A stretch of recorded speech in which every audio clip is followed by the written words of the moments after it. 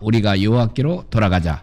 우리가 여호와께서 우리를 찢으셨으나 도로 낫게 하실 것이요 우리를 치셔서나 사며 주실 것임이라. 여호와께서 이틀 후에 우리를 살리시며 셋째 날에 우리를 일으키시리니 우리가 그의 앞에서 살리라. 그러므로 우리가 여호와를 알자. 힘써 여호와를 알자. 그의 나타나시면 새벽빛같이 어김없나니 비와 같이 땅을 적시는 늦은 비와 같이 우리에게 임하시리라 하니라. 에브라임아 내가 네게 어떻게 하랴. 유다야 내가 네게 어떻게 하리라. 이 너의 인애가 아침 구름이나 쉬 없어지는 이슬 같도다.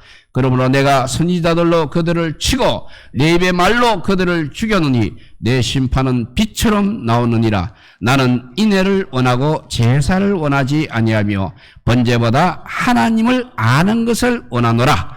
그들은 아담처럼 언약을 어기고 거기에서 나를 반역하였느니라.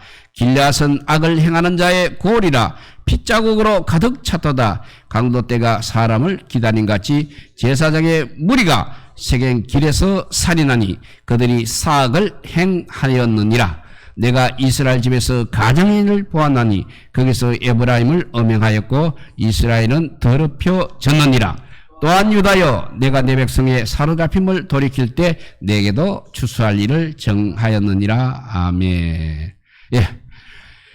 우리 3절에 보면 힘써 여호와를 알자. 6절에도 번제보다 오히려 하나님을 아는 것을 원한다고 우리 하나님께서 이렇게 말씀하고 있습니다. 종교개혁자들은 당시 타락했던 가톨릭 교회에 대항하여서 성경과 초대교회로 돌아가자고 외쳤습니다. 이 일로 개신교회가 탄생하게 되는 것입니다. 그런데 부끄럽게도 현재 우리나라 종교 신뢰대 통계를 한번 보게 되면 종교개혁자들이 그토록 타도하려 했던 가톨릭이 오히려 신뢰도가 1위고 불교가 2위인가 하면 개신교가 3위를 차지하고 있습니다. 그것은 세상이 태생적으로 하나님과 복음을 싫어하기 때문이라고 해석할 수도 있겠습니다만 한편 복음이 우리 삶에 능력으로 나타나 주지 않아 경건의 모양만 남아있기 때문이 아니냐 생각이 듭니다. 우리 개신교의 복음과 내용은 너무나 좋습니다. 그러나 거기에 우리의 삶이 따라주지 않는다면 아무리 좋은 내용조차도 무색해지는 것입니다. 이런 모습을 보면서 개혁교회는 계속 개혁되어야 한다는 종교교육자들의 모토처럼 이제 다시 우리 한국교회가 성경과 초대교회로 돌아가기를 힘써야 할 때가 아닌가 싶습니다. 우리 모두 신앙생활을 잘하고 싶은 마음은 간절합니다.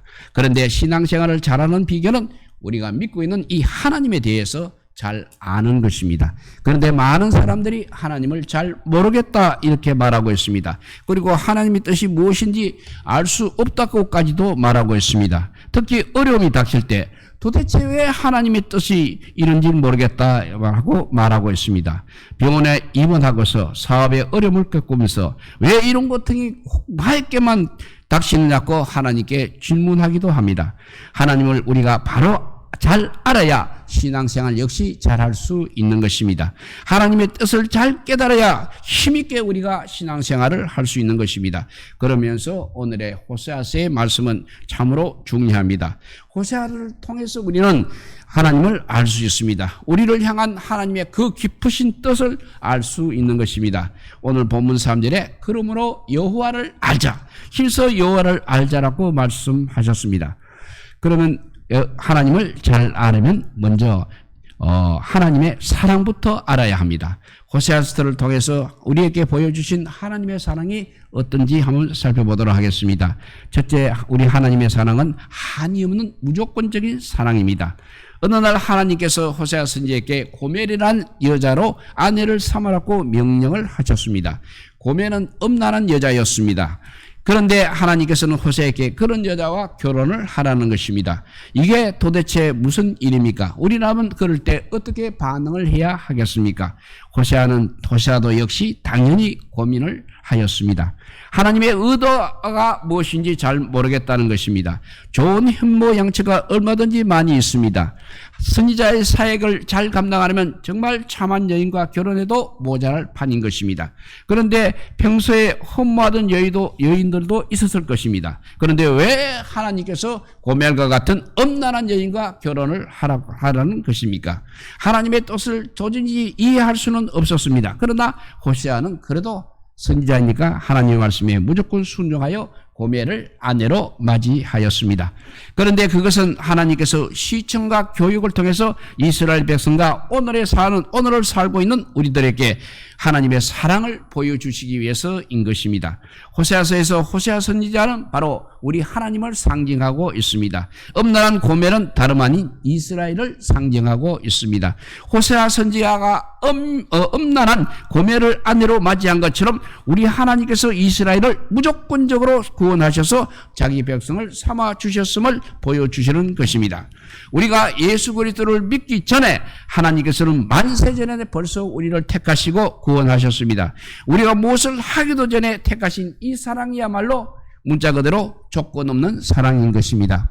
하나님께서는 로마서 5장 8절에 우리가 죄인 되었을 때 그리스도께서 우리를 위하여 죽으심으로 하나님께서 우리에게 대한 자기의 사랑을 확정하셨다 했습니다.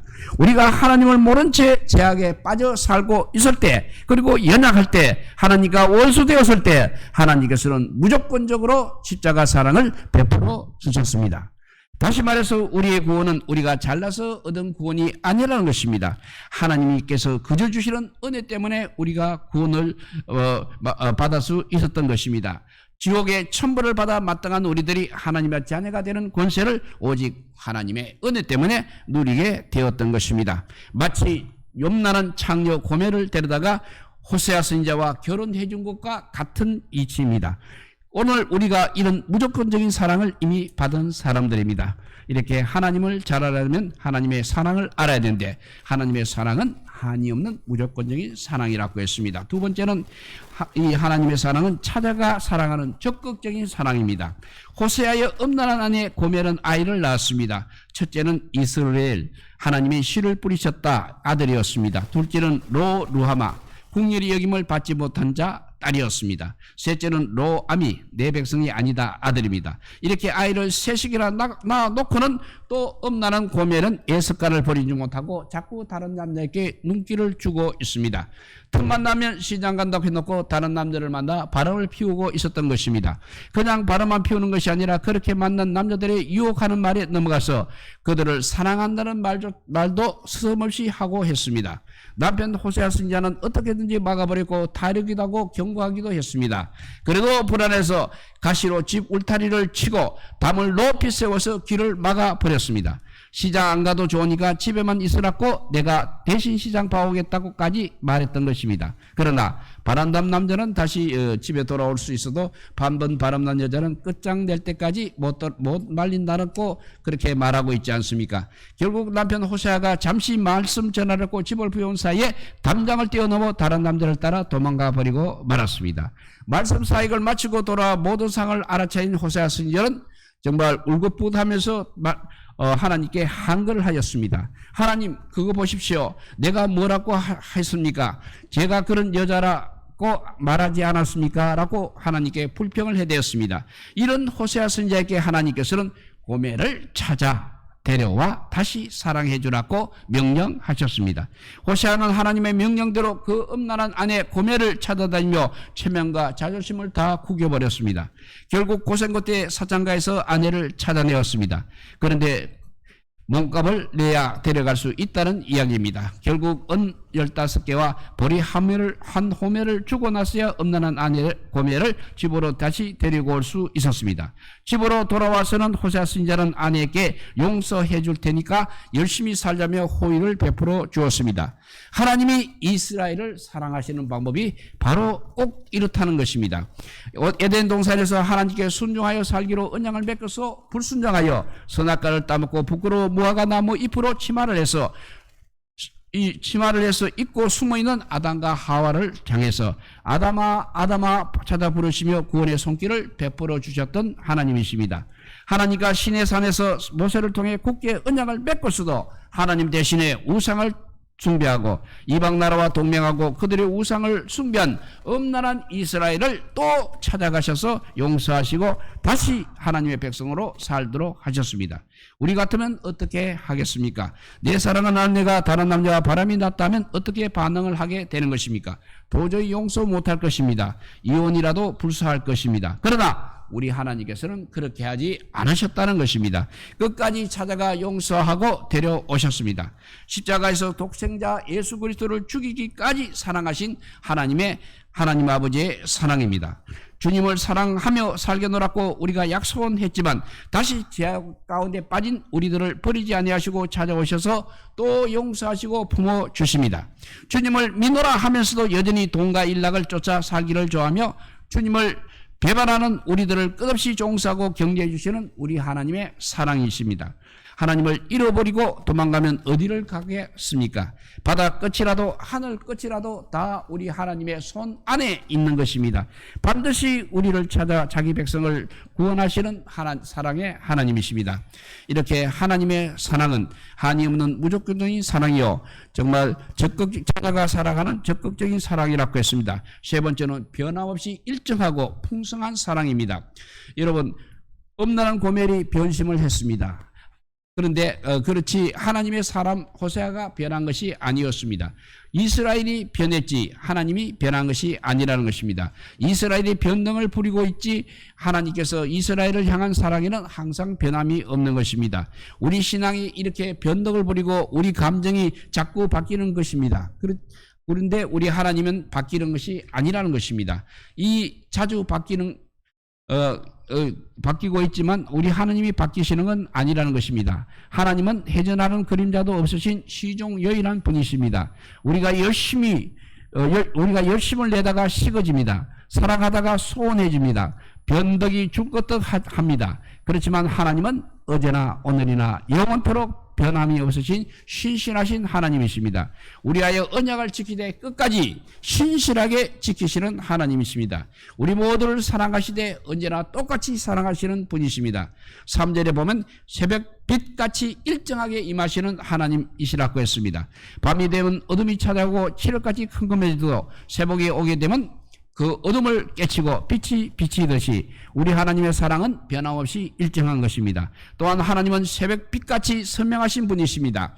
하나님께서 가까이 나아오면 빛으로 나아가게 됩니다. 하나님으로부터 멀어지게 되면 죄악의 어둠에 가까워지는 것입니다. 하나님과 자꾸 멀어져 죄악의 어둠에 갇히게 되면 캄캄해서 하나님은커녕 모든 것을 알 수 없을 뿐 아니라 가늠조차 하기 힘들어지는 것입니다. 그러나 우리가 하나님께 나아가게 되면 밝은 빛으로 들어가게 됩니다. 그렇기 때문에 하나님을 선명하게 볼 수 있고 모든 것을 분별하게 되는 것입니다. 또한 땅을 적시는 늦은 비같이 하나님의 사랑은 임하고 있습니다. 대개 팔레스타인 땅은 바다의 침전물로 이루어진 석회석으로 이루어져 있습니다. 그래서 틈이 많아 쉽게 투수가 됩니다. 그리고 이분은 아주 깊이까지 흡수되기 때문에 지하수를 얻기가 참으로 어렵다고 합니다. 그래서 대체로 비를 지하에다가 저장했다가 불수문을 가라앉힌 후 식수로 사용하는 것입니다. 한마디로 팔레스타인은 그야말로 물이 너무너무 귀한 지역입니다. 그래서 비가 생명과 같은 것입니다. 그렇게 긴 가문 뒤에 내리는 늦은 비는 메마른 땅을 적셔줍니다. 우리식으로 하면 겨울 뒤에 봄을 채촉하는 봄비와 같습니다. 하나님의 사랑은 그렇게 오신다는 것입니다. 우리의 마음을 적시는 하나님의 사랑은 마른 땅을 촉촉하게 적시는 봄비같이 촉촉하게 필요적절하게 단비같이 우리에게 임하십니다. 밭에 아무리 물을 줘도 부족하지만 비가 한 번 오면 기갈이 다 해결되는 것입니다.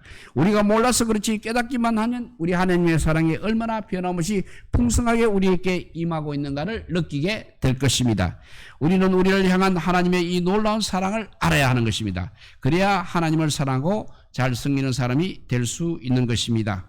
이렇게 풍성한 사람 끝까지 찾아와서 하나 사랑하는 적극적인 사랑, 무조건적인 이 사랑, 이 하나님을 사랑하고 잘 섬기는 사람이 되어야 되겠습니다. 그리고 하나님의 사랑을 첫째는 알아야 되고 두 번째는 하나님의 본심을 우리가 알아야 하겠습니다. 정치권은 대략 보면 전부 다 권력에 집중되어 있는 대통령의 본심이 무엇인가를 늘 궁금해하며 관심을 집중하고 있습니다. 우리 예수 믿는 사람들은 이제 하나님의 마음을 늘 살펴야 되는 것입니다. 우리가 고난을 당하거나 어려운 시련에 빠져 고통당하고 방할 때 도대체 하나님께서 뭘 원하시는지를 모를 때가 많이 있는 것입니다. 그래서 심지어 거꾸로 하나님을 원망하는 자리에까지 이르게 되는 것입니다. 사고를 당하거나 불치병에 걸려서 홍대에 주어진 환경이 낙심하여 왜 나에게만 이런 어려움이 닥치느냐고 우리가 하나님께 반문하기도 하는 것입니다. 그러나 그 순간에도 우리는 하나님의 본심을 살필 줄 알아야 한다는 것입니다. 사랑하는 성도 여러분, 결론부터 이야기해서 우리에게 재앙을 주는 것은 절대 우리 하나님의 본심이 아니라는 사실입니다. 하나님은 늘 우리에게 평안과 축복을 주시려는 것이 바로 우리 하나님의 본심이라는 것입니다. 그래서 에레미야 29장 11절을 보면 여호와의 말씀이니라. 너를 향한 나의 생각은 내가 아나니 평안이요 재앙이 아니니라. 너에게 미래와 희망을 주는 것이니라 했습니다. 그리고 에레미야 애가 3장 33절도 보면 주께서 인생으로 고생하게 하시며 근심하게 하심은 본심이 아니시로다 했습니다. 떡을 달라는 아들에게 뱀을 주고 정갈을 주고 싶은 아비가 어디에 있겠습니까? 좋은 것을 주고 싶은 것이 어미의 마음이듯이 하나님도 자기 백성들에게 복 주시기를 원하고 계십니다. 이것을 조금 더 의심하지 마시기 바랍니다. 때때로 하나님께서는 자신을 배역하고 우상을 쫓고 죄짓는 이스라엘을 치시고 찢으시고 징계하셨습니다. 하나님의 마음을 모르고 세상의 미래를 버리지 못하고 땅의 것에 매여 사는 우리들을 하나님께서는 치시고 아프게도 하시고 고난을 당하게도 만드시는 것입니다. 때로는 하나님의 백성을 단련시키고 고난을 주시는 것입니다. 그러나 이 모두가 미워서 그러시는 것이 아니라는 것입니다. 멸망시키고 끝장을 내렸고 그렇게 하시는 것이 아니라는 것입니다. 사랑하시기 때문에 고통을 주시는 것입니다. 어머니가 해체로 때렸다고 집 나가는 자식은 그야말로 가장 어리석은 자식인 것입니다. 때리는 것은 가슴이 찢어지는 일입니다. 그렇지만 자식을 사랑하기 때문에 잘 때렸고 때리는 것이 우리 어머니의 본심이기 때문인 것입니다. 우리 하나님은 사랑과 공의의 하나님이시기 때문에 더더욱 그렇다는 것입니다. 1절과 2절을 보면 오라 우리가 여호와께로 돌아가자 했습니다. 왜 우리가 여호와께로 돌아가야 하는 것입니까? 지금 이스라엘이 하나님께서부터 멀어졌기 때문입니다. 하나님 대신에 우상과 이방 나라를 섬기며 죄악을 저지르고 있기 때문인 것입니다. 그러므로 우리가 회개하고 하나님께 돌아가야만 하는 것입니다. 여호와께서는 우리를 찢었으나 도로 낫게 하실 것이요 우리를 치셨으나 싸매어 주실 것이라. 여호와께서 이틀 후에 우리를 살리시며 셋째 날에 우리를 일으키시리니 우리가 그의 앞에서 살리라 했습니다. 우리가 하나님께 돌아가기만 한다면 치유와 구원과 부흥이 임하게 된다는 것입니다. 그런데 호세아 선지자가 음란한 고멜을 집에다 데려놓기만 해서 되는 것이 아니었습니다. 왜냐하면 고멜의 속은 여전히 변화되지 않고 있기 때문인 것입니다. 하나님께서도 우리가 죄에 빠졌을 때 여전히 찾아와 주시고 사랑해 주십니다. 그런데 사랑하시는 방법이 다르다는 것입니다. 하나님은 사랑과 공의의 하나님이시기 때문에 그렇습니다. 우리를 사랑하시지만 죄는 무조건 미워하시는 것입니다. 그렇기 때문에 하나님께서 우리를 다루시는 방법을 우리가 잘 알아야 하는 것입니다. 우리가 아플 때 치료를 하려면 환자의 상태에 따라 치료 방식이 달라지게 마련입니다. 감기나 두통은 약을 먹어 치료를 합니다. 그러나 암 같은 심각한 병은 수술로 치료를 하게 됩니다. 수술할 때는 안에 있는 악성 종양을 다 도려내야 합니다. 악한 것들이 다 노출되어야 하고 악한 것들을 다 끄집어내어야 하는 것입니다. 호세아서 7장 1절에 보면 내가 이스라엘을 치료할 때 에브라임의 죄와 사마리아의 악이 드러나도다 했습니다. 하나님께서 이렇게 이스라엘을 치료하려고 하십니다. 이스라엘의 죄는 심각하게 약으로도 안 되고 수술을 해야 하는 것입니다. 수술을 하면 개복을 해야 하고 그래서 안에 있는 것들을 모두 다 드러내어야 합니다. 그렇기 때문에 북이스라엘의 죄와 악이 다 드러났던 것입니다. 죄가 숨겨져 있으면 문제가 되는 것입니다. 죄가 다 드러나고 잘못이 드러날 때 그리고 죄를 인정하고 회개하면 되는 것입니다. 그러면 용서되고 치유될 수 있는 것입니다. 이스라엘은 아담처럼 언약을 어겼습니다. 여호와를 배반하고 하나님과의 언약을 파기해버렸습니다. 그리고 7절과 8절에 나오는 지명 길르앗과 세겜은 도피성이 있는 곳입니다. 그곳이 피자국으로 가득 찬 악의 고을이 되었다고 했습니다. 제사장의 무리가 살인하는 악의 장소가 되었다는 말은 오늘로 말하자면 교회와 종교 지도자들이 사명을 감당하지 못하고 세상의 조롱거리가 되었다는 이야기입니다. 그래서 호세아 7장에 보면 더 구체적으로 이스라엘은 거짓을 행하며 도둑질과 노략질을 했다고 했습니다. 이들은 왕을 기쁘게 하기 위해서 악을 행했다고 했고 거짓말하면서도 지도자의 환심을 샀다고 했습니다. 그리고 이들은 가늠도 했다고 했습니다. 그리고 그 다음 절에 보면 달구어진 화덕처럼 정욕의 불을 끄지 않았습니다. 이들은 분노로 달구어진 화덕이었다고 했습니다. 기회만 있으면 악으로 달려갔습니다. 그리고 7장 8절에 보면 이스라엘은 뒤집지 않은 전병과 같다고 했습니다. 전병을 뒤집지 않고 한쪽으로만 놔두면 어떻게 되느냐 하면 당연히 한쪽만 익지 않고 한쪽만 타지 않겠습니까? 탄 것과 설 익은 것이 혼합이 되어서 먹을 수 없는 전병이 됩니다. 그러니 쓸모없는 존재가 된다는 것입니다. 또 7장 10절에는 이스라엘은 교만했다고 했습니다. 그래서 하나님께로 돌아가지 않았습니다. 또 하나님께 간구하지도 않았습니다. 그야말로 이스라엘은 어리석은 자였던 것입니다. 비둘기같이 지혜가 없었습니다. 그래서 하나님께 나아가지 않고 애국과 아수로 이방 나라에 가서 도움을 요청했습니다. 이스라엘은 하나님을 떠나 그야말로 그릇된 길로 갔던 것입니다. 하나님은 그래도 이스라엘을 용서하려고 애썼으나 악한 이들은 하나님의 제안을 거부하고만 있는 것입니다. 그래서 하나님께서는 이스라엘 죄를 다 드러내셨다고 했습니다. 어떤 부분이 잘못되었는지 지적을 하시는 것입니다. 이런 악들을 듣고 숨겨서는 건져줄 수 없기 때문에 그렇습니다. 수술을 하기 위해서는 모든 것을 다 드러내어야 합니다. 죄의 문제는 반드시 해결되어야 됩니다. 간단한 것은 약을 먹으면 해결이 됩니다. 그러나 어떤 병은 심각하기 때문에 반드시 수술까지 해야 하는 것입니다. 하나님께서는 죄를 치료하시고 회복시키시는 분이십니다.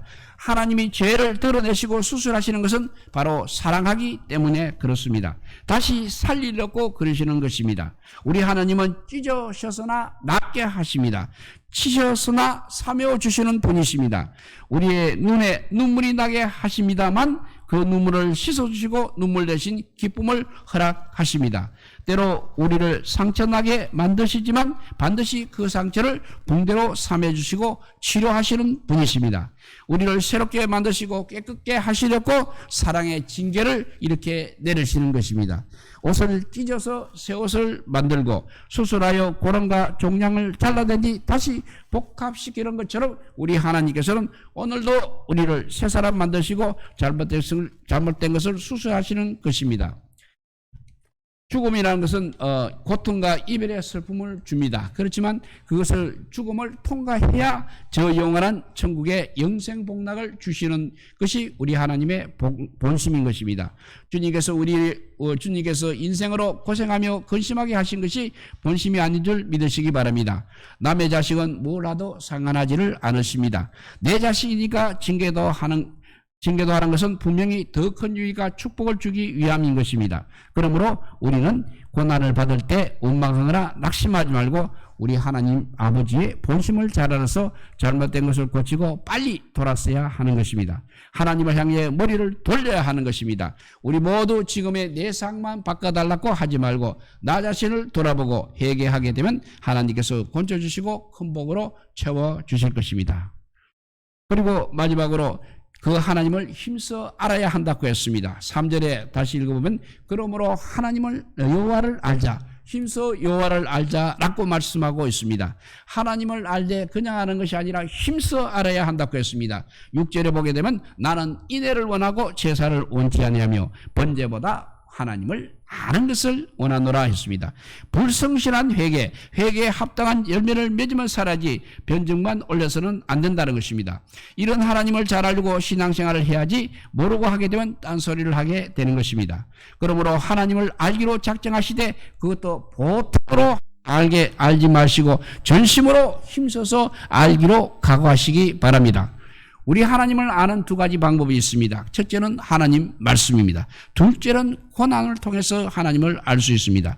그리고 그 고난은 그냥 고난이 아니라 고난을 통과하도록 능력을 힘입는 기도를 동반할 때인 것입니다. 그러니까 하나님을 아는 방법은 하나님 말씀과 고난을 통한 기도인 것입니다. 먼저 말씀이 없고 말씀을 모르고 말씀을 등하지 않고 말씀에 마음을 합하여 듣지 않는 자는 우리 하나님에 대해서 도무지 알 수가 없는 것입니다. 그러므로 하나님의 말씀을 읽고 듣고 연구하고 암송하고 묵상하는 일에 항상 전심을 다해야 하는 것입니다. 말씀을 들을 때 하나님의 음성을 듣는 것으로 알아 마음을 합하여 정신을 차려서 들어야 하는 것입니다. 목회를 하면서 자꾸만 깨닫게 되는 것이 많이 들어도 소양이 없다는 것입니다.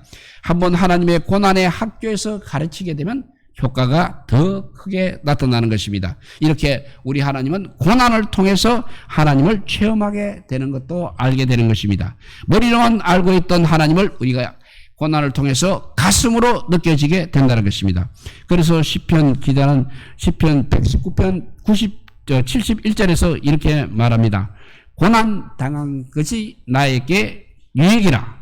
이로 인하여 내가 주의 율례를 배우게 되었나이다 라고 했습니다. 이것은 고난을 불평하며 보낸 사람의 고백이 아니라 고난 가운데서 말씀과 기도로 이겼는 자의 고백인 것입니다. 마지막으로 하나의 예화를 들고 마치도록 하겠습니다. 앤드루 모레이라는 사람이 19세기, 그 사람은 19세기 남아프리카의 성자요 영성작가입니다. 그는 나를 허물고 주님을 세우신 삶이라는 책에서 이렇게 썼습니다. 남아프리카에서 오지로 장거리 여행을 떠난 남편을 둔 아내가 있다고 가정해 봅시다. 남편은 몇 달 동안 우체국도 없는 먼 곳에 보내야 합니다. 어느 날 그 아내는 크고 잔인한 카피르족 한 사람이 자기 집을 향해 오는 것을 보게 되었습니다. 그는 얼굴이 사납게 생기고 창가 방패도 들고 있었습니다. 그래서 그 여자는 깜짝 놀라서 집 안으로 달려가 문을 걸었습니다. 이내 그 원주민이 와서 문을 쾅쾅 두드렸습니다. 그런 날짜가 한참 지난 신문 한 장을 들고 있었습니다. 그런데 알고 보니 그는 한 달 동안이나 걸어서 남편의 기별을 갖고 온 사람이었습니다. 그리고 그 더러운 신문지 속에는 잘 지내노라는 남편의 편지가 들어있었습니다. 그녀는 남편의 편지에 얼마나 기뻐했겠습니까? 그리고 또 몇 주가 지났습니다.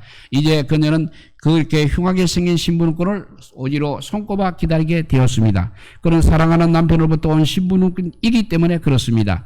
사랑하는 그리스도인이여, 당신은 시련과 근심과 실망이 비록 손에는 창을 들었고 사납고 험악한 인상을 가지고 있지만 예수님께로부터 곧장 달려온 신분권이라는 사실을 배워야 한다는 것입니다. 고난의 학교에서 우리는 더 많은 것을 하나님에 대한 더 많은 것을 배우게 된다는 것입니다. 이제 결론으로 우리 모두 고난 가운데서도 하나님의 사랑과 그 뜻을 힘써 알아서 늘 하나님의 마음을 기쁘게 해드리며 주시는 복과 사랑을 누리고 나누며 살게 되기를 우리 주님의 이름으로 축복드립니다. 기도하겠습니다. 사랑의 하나님 감사합니다. 정말 하나님의 그 무조건적인 적극적인 풍성한 사랑 오늘도 내려주실 것만 우리는 항상 원망하고 불평하였음을 용서해 주시옵소서. 이제 하나님에 대해서 이 말씀을 통해서 알 뿐만 아니라 고난을 통해서 더 깊게 알게 하여 주시옵소서. 정말 하나님이 우리를 얼마나 사랑하시는 것을 날마다 말씀을 묵상하면서 알게 하여 주시고 우리에게 주는 그 고난을 통해서 더 깊이 알게 하여 주셔서 정말 하나님과 나와 하나가 되는 사랑의 관계가 되는 귀한 성도들이 다 되게 하여 주시기를 간절히 빌고 원하올 때 우리 구주 예수 그리스도 이름으로 기도드리옵나이다. 아멘.